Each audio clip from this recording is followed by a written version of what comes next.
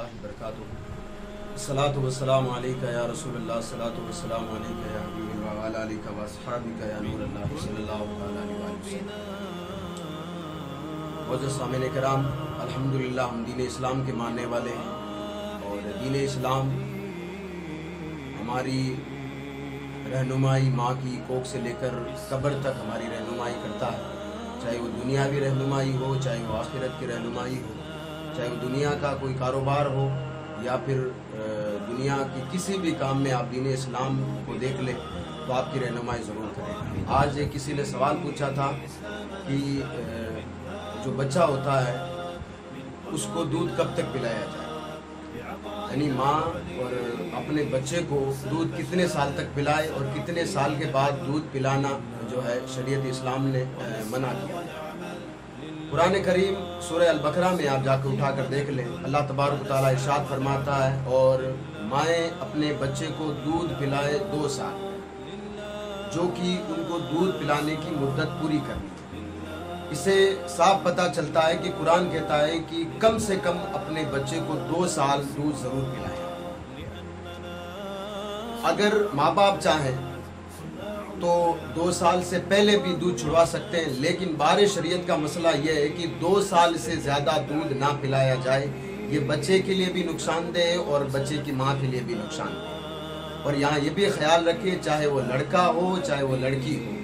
दोनों को 2 साल तक का दूध पीने का कुरान हुक्म देता है। लेकिन अगर माँ बाप चाहें तो 1.5 साल के बाद दूध छुड़वा दें, 1.25 साल के बाद दूध छुड़वा दें। 2 साल के बाद बारे शरीयत ने मना किया है कि 2 साल के बाद बच्चे के लिए भी ये नुकसानदेह होता है और जो है बच्चे की माँ के लिए भी ये जो है नुकसानदेह होता है। हदीस शरीफ में है कि जब आका करीम सल्लल्लाहु ताला अलैहि वसल्लम हज़रत अबू उमामा रदी अल्लाह ताला अन्हु रिवायत करते हैं कि आका करीम सल्लल्लाहु ताला अलैहि वसल्लम ने इरशाद फरमाया कि जब मैं शब मेराज को तशरीफ़ ले गया तो मैंने जहन्नुम में कुछ ऐसी औरतें देखी जिनके पिस्तान लटके हुए थे। यानी पिस्तान कहते हैं जिस जिस्म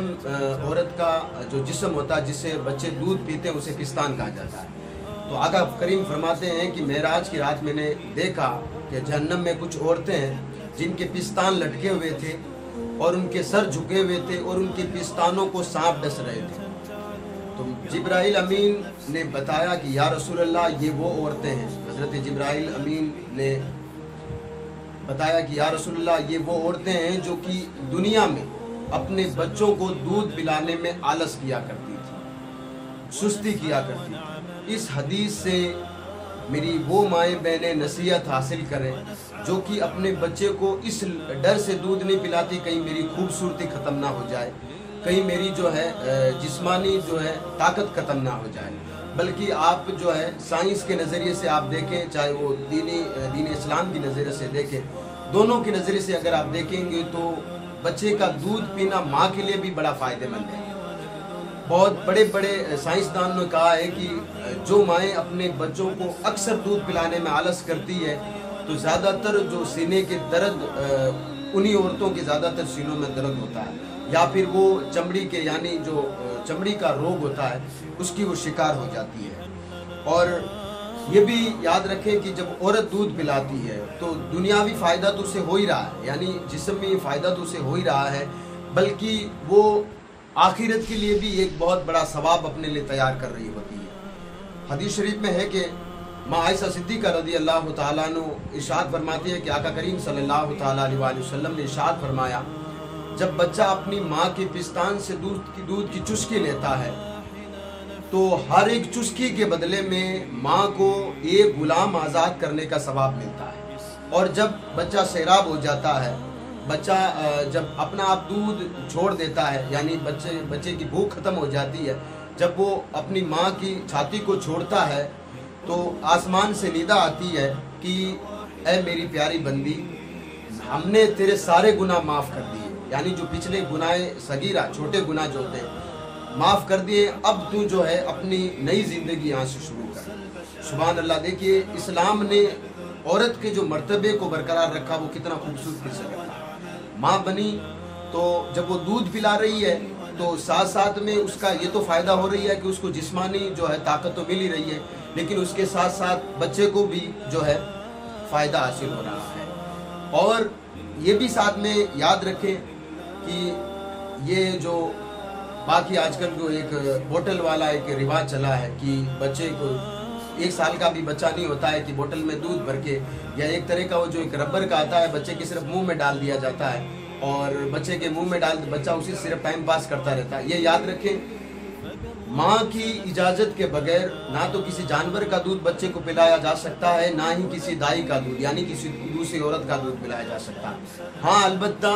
اگر ماں کی دودھ میں بیماری ہو جائے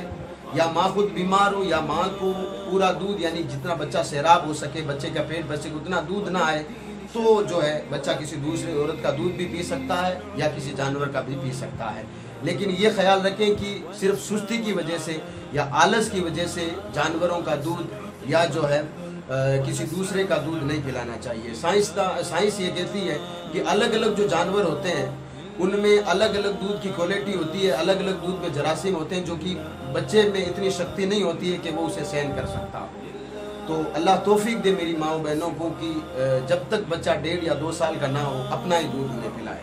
اور میں ان کی بارگاہ میں یہی عرض کروں گا۔ آخر میں آپ کو ایک حکایت بیان کر دیتا ہوں، ایک واقعہ بیان کر دیتا ہوں۔ ایک بہت بڑے بزرگ گزرے ہیں، وہ اللہ کے ولی تھے۔ ایک دن وہ اپنے گھر میں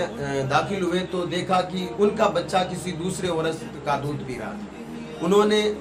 اس عورت سے اپنے بچے کو چھین لیا